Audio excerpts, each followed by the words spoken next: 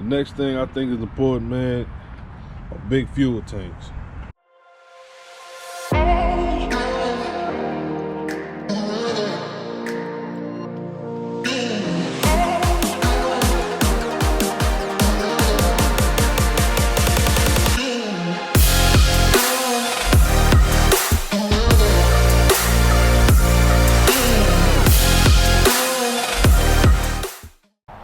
What up, man? Welcome back to C1 Specialized Hauling Heavy.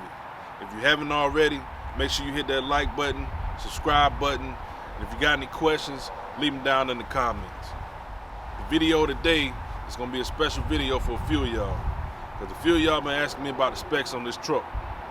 This is a very custom truck from the front to the back, everything in between. Everything from the axles, the steer axle, the fuel tanks, the headache rack, the motor, transmission, drive line. This is something that does not come in your usual truck. So when you're building a truck like this, you gotta put specific things in it in order to do the job the right way. This is a heavy haul truck, which I'm normally over 200,000 pounds all the time. And I'm 96,000 pounds even when I'm empty. So when you order a truck like this, you have to know what to order in order to do the job the right way. So having a motor with 700-800 horsepower, it's not gonna do the job. That's not all that you need. You're only as strong as your weakest link. So everything from the motor, transmission, drive line, rear ends, everything has to be in sync. And if it's not, that's gonna be the difference from you making it from the bottom of the hill to the top. So I ain't gonna hold you much longer. Let's go ahead and get into this video. I hope y'all enjoy. All right, so we're gonna start at the rear section of the truck.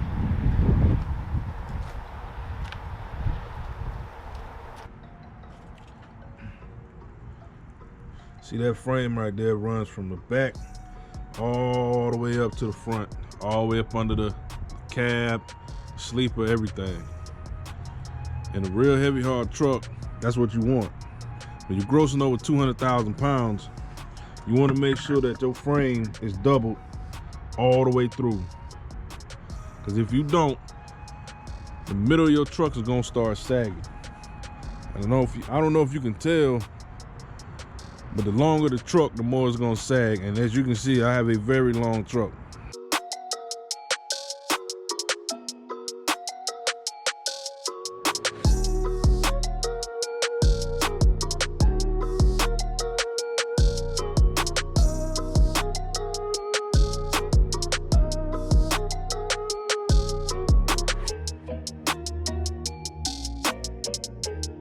Next thing, I'll go ahead and show you this. I got the air and electrical coming out the back end. Now, this comes into play when you have a flat tire in your trailer. All you gotta do is back your truck up to the tire that you need to air up, hook your line up, and put the air to the tire.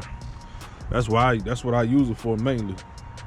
A lot of guys, they'll hook their electrical and air lines up, they have another piece up under their trailer and hook it up like that instead of going from the top up here. See, I got it up here as well. All you gotta do is turn that valve right there. All the air gonna go straight back to the back.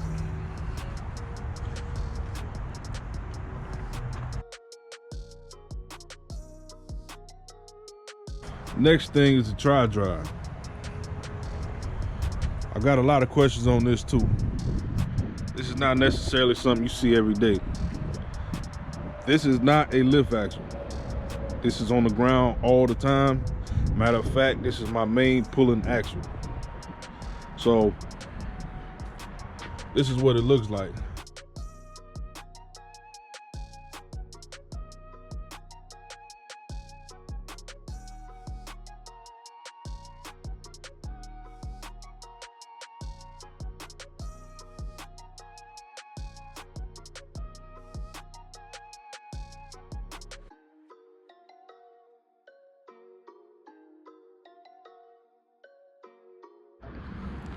Now on this tri-drive, I have some switches inside the truck on the dash where I can hit and all three of these axles will pull at the same time, which has gotten me out of a lot of situations I don't think a tandem would have gotten me out of.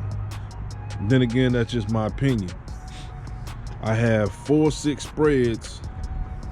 Well, I've seen a lot of guys have 5-foot spreads. I don't really think I need them.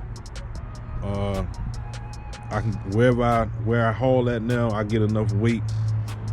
You know, I can get my 60 on my tri-dem with no problem. Another thing about the tri-drive, being as to where this is my pulling axle, you can see I have a very long sliding fifth wheel. I think it's a 96-inch slide, if I'm not mistaken. So the problem you might run into is you don't have enough weight on your tri-dem. If you don't have enough weight on your tri-dem, this axle right here is just gonna spin, because all your weight is on the back two axles. That's why you have to have a long enough slide to get that weight up here onto the axle that's actually pulling to begin with. Not to mention, you do want a little weight on your steer axle. So tri-drive, man, if you got a tri-drive, you really want to be hauling some heavy weight, or have a neck long enough to where you can get weight up on your pulling axle, which is the first one.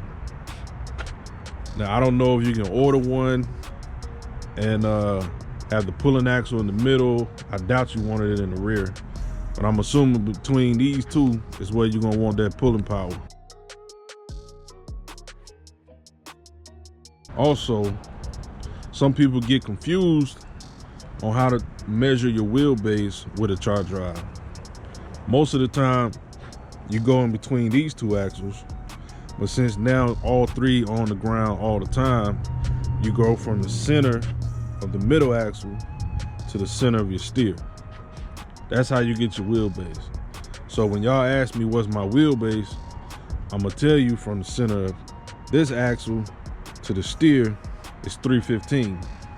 But if that axle was a lift axle, then it would technically be here, which then I believe is a 341 or 342. So if you asking me what my wheelbase is and I tell you a 315, it might not sound that bad. But then you find out I have a tri-drive, and then you might understand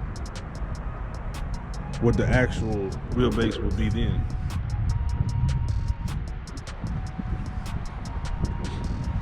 So having this tri-drive, man, I love it. Probably all the trucks I get in the future is gonna have a tri-drive as well. So having that on the ground all the time, man, I really haven't had too many problems. Probably the only problem I have had is not having enough weight on all three axles and getting weight up on the steer axle, because not all trailers have necks long enough to slide all the way up here where I need it.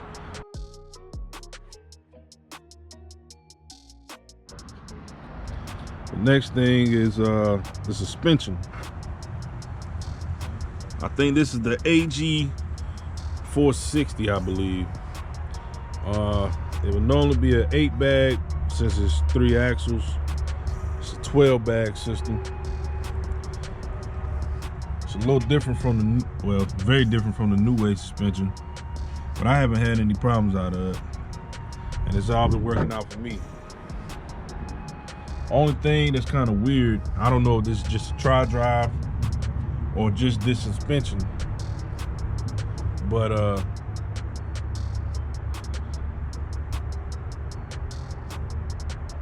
sometimes this airbag, it's got good air in it. You go to this side, it has no air in it. I talked to a guy over here. He told me best thing to do every morning is to dump your suspension and then raise it up again and make sure you got air, equal air in each side. And I believe he told me these are 52,000 pound rear ends. I'm not 100% on that. The ratio on this truck is 4:33.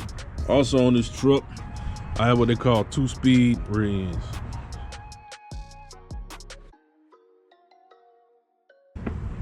All that is, like I say, I can go from a 4:33 ratio to a 590 ratio. Right there where the drive line comes into.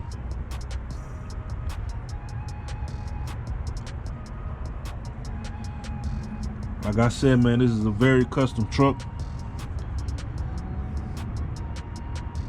That drive shaft is a lot bigger, thicker than a normal drive shaft. Also my fenders. Them pretty chrome fenders, man, they look real nice. But I'm more into the durable than pretty as far as the fenders go anyway. We got a couple guys over here that got those chrome fenders. Man, they look real good on that truck. But a lot of dings and nicks, you gonna see it. As you can see right here.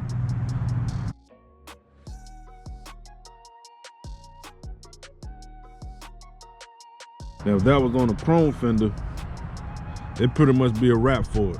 You know what I'm saying? Also, I've had this mud flap get caught up under the tire. I've been in some really deep mud, all the way up to my chamber right there. And that fender got caught up under the tire and pretty much ripped it off. And it was crazy. This is a new fender, but the old one, it pretty much just folded in half. But I could take it, unfold it, and probably fix it, but it had a crease in it. So I just went and bought a whole nother one. And I had to get some more brackets too. But of course you got the big fifth wheel with the 2 latches on it, double locking fifth wheel, just for extra peace of mind, you know. Long slide up there. Man, this truck is a beast. Hence the name Beautiful Black Beast. These ramps, I got these ramps put on down at PD Trailers in South Carolina. Dude did a pretty good job on them.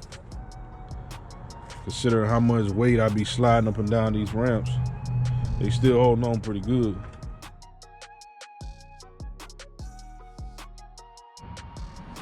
The next thing I think is important, man, are big fuel tanks. I got 250-gallon fuel tanks on each side. 150 gallons, that'll give me at least a good 500, almost 600 miles in a day.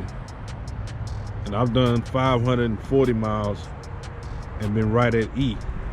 So yeah, I think, man, if you're gonna be hauling over 200,000 pounds, you want enough fuel so you ain't gotta stop every 200 or 300 miles and get fuel. Because when you that big or long, you can't just pull in the Loves or a Pilot and get fuel and pull around. It ain't gonna happen. 9 times out of 10, you gotta stop at a rest area, detach, and then go get fuel and come back. It's just a lot of time. So if you can, just get you something with some big fuel tanks on it. And a big DEF. I think that's a 30 gallon. Now on the next video, I'm gonna be showing y'all the motor, transmission, pretty much the guts of what everything looks like, all the specs and everything. You're gonna have to wait till the next video.